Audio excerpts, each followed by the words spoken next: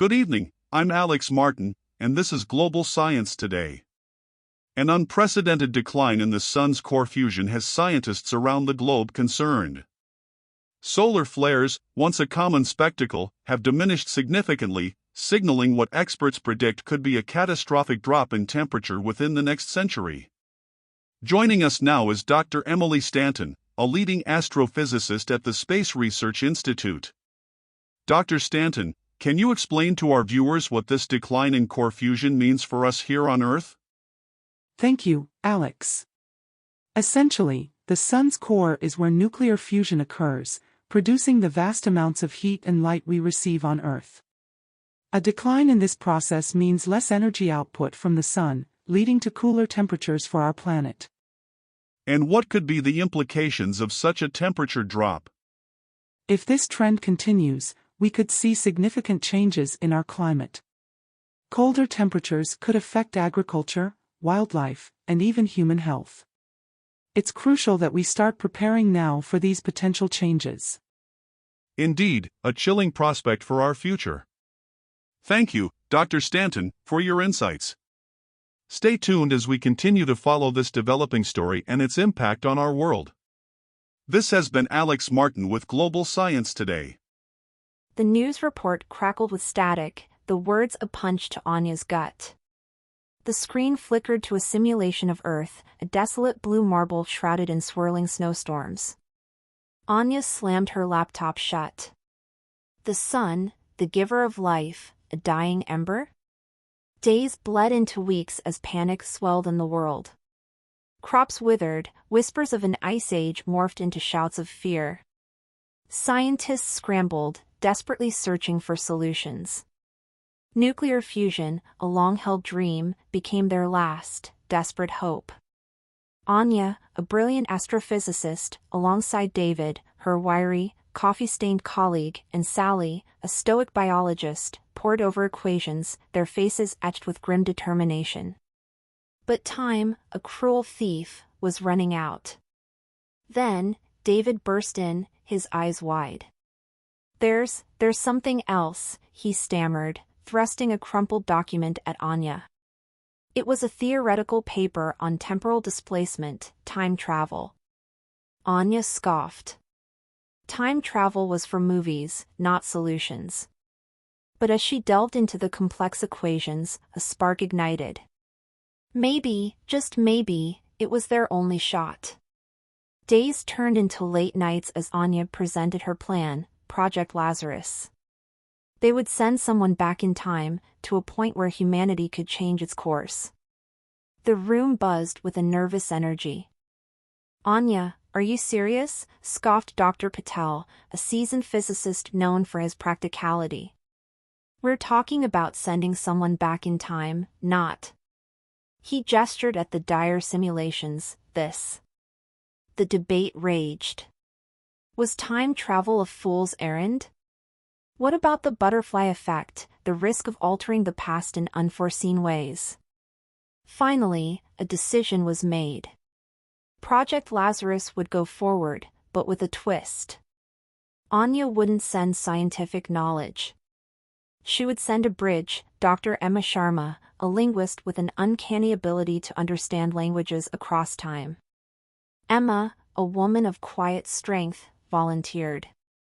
Goodbyes were choked with tears as she strapped into the colossal Lazarus machine, a tangle of wires and humming generators. You're carrying the hopes of humanity, Anya said, her voice thick with emotion. The machine whirred to life, and with a blinding flash, Emma vanished. Had it worked? Had they sent their only hope hurtling through the time stream? The room held its breath. 10,000 years in the past, Emma emerged into a world of unfamiliar sounds and smells. Gone were the sterile labs, here, the air hummed with the life of a bygone era. Fear gnawed at her, but a scientist's resolve kept her going. Using knowledge of ancient languages, she started picking up the guttural sounds of the people around her, a tribe of hunter-gatherers. Days turned into weeks as Emma struggled to communicate. Thankfully, she connected with Eco, a young boy with eyes full of curiosity.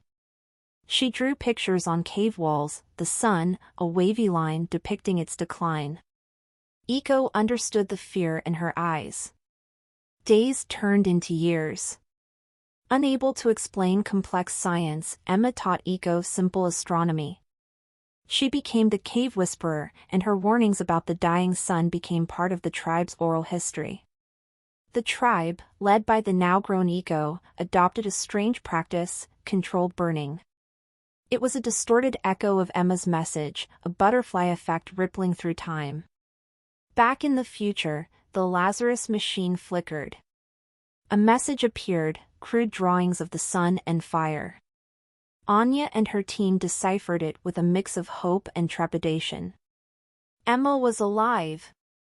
But was she changing the past in unforeseen ways?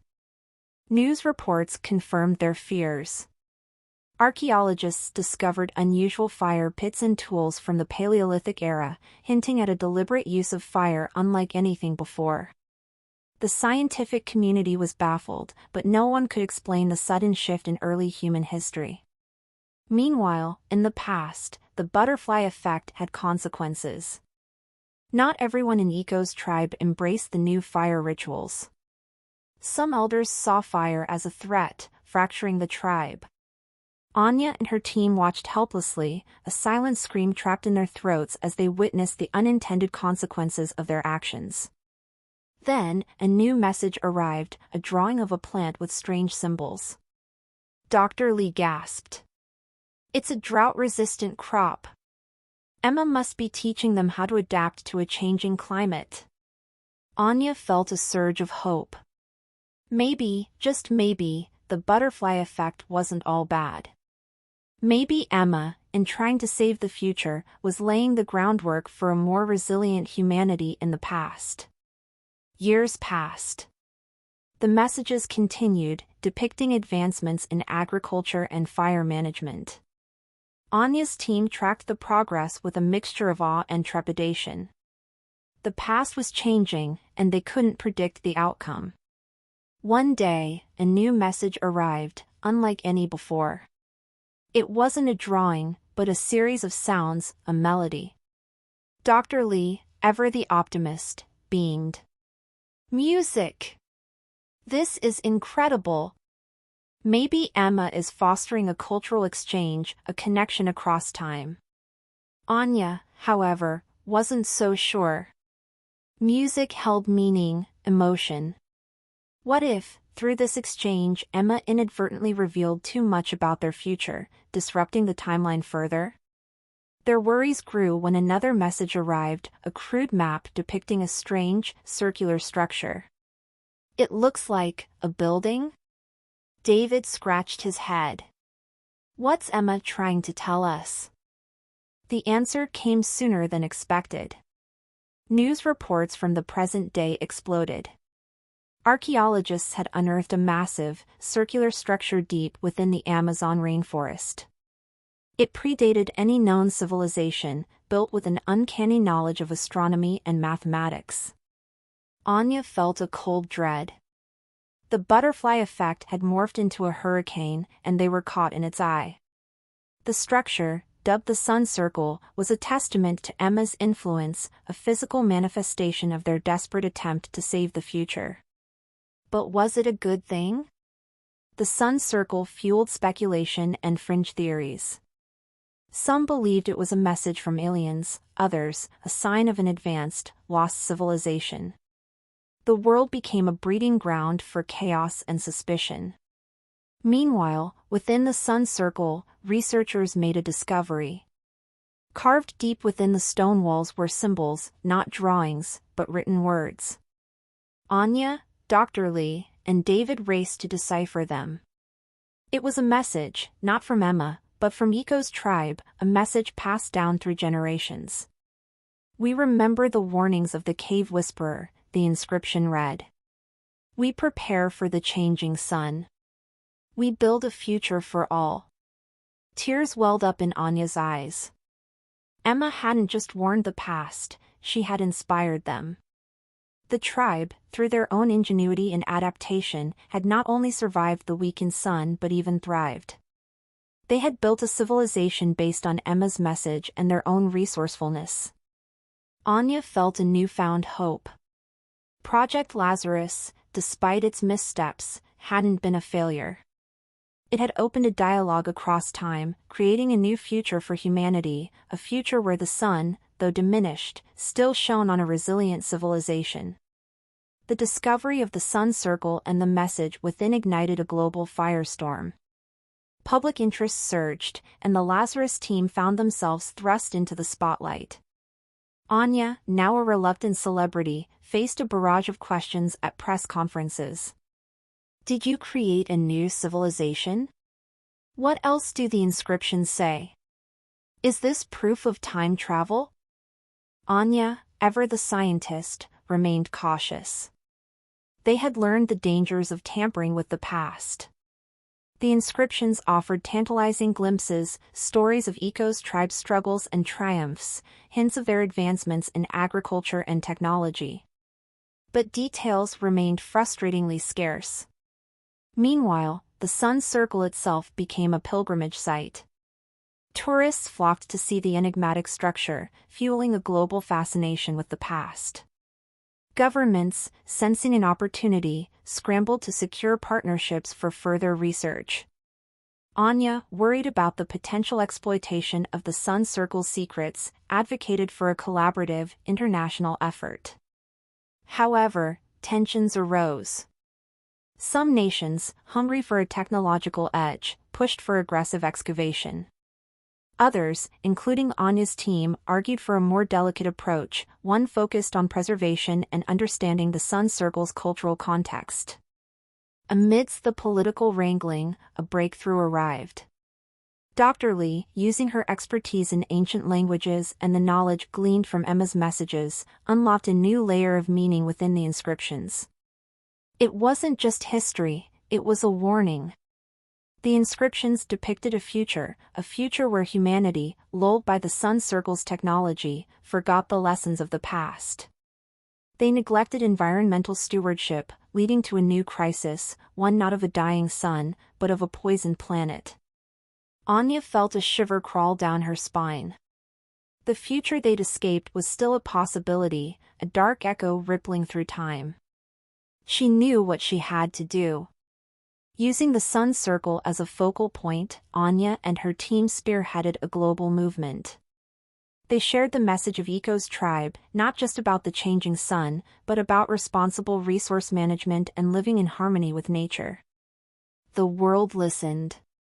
Politicians, inspired by the inscription's warning, shifted their focus toward sustainable practices. Environmental regulations were strengthened, and green technologies received unprecedented funding. The sun circle, once a symbol of a lost civilization, became a beacon of hope for a future forged from past mistakes. Decades after the sun circle's revelation, humanity thrived in a world forever altered. Sustainable practices became second nature, a tribute to the wisdom gleaned from the past. However, whispers arose of a new threat, a faint echo from the future Emma had left behind. Dr. Lee, her hair now flecked with gray but her eyes still sparkling with curiosity, called Anya into her lab. On the screen flickered a cryptic message, intercepted by a newly built deep space telescope. It was a series of distorted symbols, a faint echo of Emma's pictograms, but with a chilling addition, a broken sun, its rays twisted and warped. Anya's heart sank. This wasn't a warning about the dying sun, it was something new, something even more terrifying. The inscription was a coded message from Emma, a desperate plea for help from a future even worse than the one they'd escaped. It could be anything, David mumbled, his voice heavy with worry. Another environmental crisis? A technological singularity gone wrong?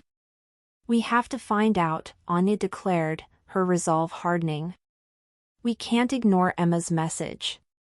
Project Lazarus, once a desperate gamble, had become humanity's lifeline. Now, they faced a new challenge, unraveling the message from a future that hadn't unfolded yet. They assembled a new team, a blend of seasoned veterans like Anya and Dr. Lee, and young minds brimming with fresh perspectives. The team delved into ancient texts, scouring forgotten languages for clues. They analyzed the sun's circle inscriptions for any hidden references. Each night, they stared at the distorted symbols on the screen, their minds racing as they tried to decipher the message from beyond time. Months turned into years. Frustration mounted. Sleep became a luxury as they chased down dead ends and false leads. Anya, haunted by the weight of Emma's plea, felt the ghosts of the past gnawing at her. Had they been too focused on their own survival, neglecting the greater dangers lurking in the future? One day, a breakthrough arrived. A young linguist named Park Ji-hoo, obsessed with the sun circle inscriptions, noticed a pattern in the distorted symbols. They weren't just a message, they were a map, a celestial map pointing towards a distant star system. A wave of shock washed over the team. Were they looking at a message from another civilization, one that shared Emma's fate? Or was it a desperate warning from a future version of humanity, forced to flee to a new home after destroying their own planet? The world watched with bated breath as humanity, united by the shared threat, embarked on a new mission, Project Phoenix. A new generation of spaceships, fueled by clean energy and powered by the lessons learned from the past, were built. Years later, the first human explorers reached the coordinates indicated by the map. A wave of emotions swept through the control room as they gazed at a breathtaking sight. Not a desolate wasteland, but a thriving planet, bathed in the light of a healthy sun. Elation turned to confusion as they received a transmission, a message spoken in a language far removed from anything they knew. Yet, a single word resonated through the room: welcome. Anya, tears streaming down her face, understood. This wasn't a warning, it was an invitation. A chance for humanity, forever changed by Project Lazarus and the legacy of Emma and Eco's tribe, to share their knowledge and learn from another civilization that had survived a similar fate. In that moment, Anya knew Project Lazarus wasn't just about survival, it was about connection, about building bridges across time and space. They had faced a dying sun, a lost civilization, and now, an unknown future. But one thing remained constant: the enduring spirit of humanity, reaching out across the vastness of time and space, forever carrying the lessons of the past and the hope for a brighter future.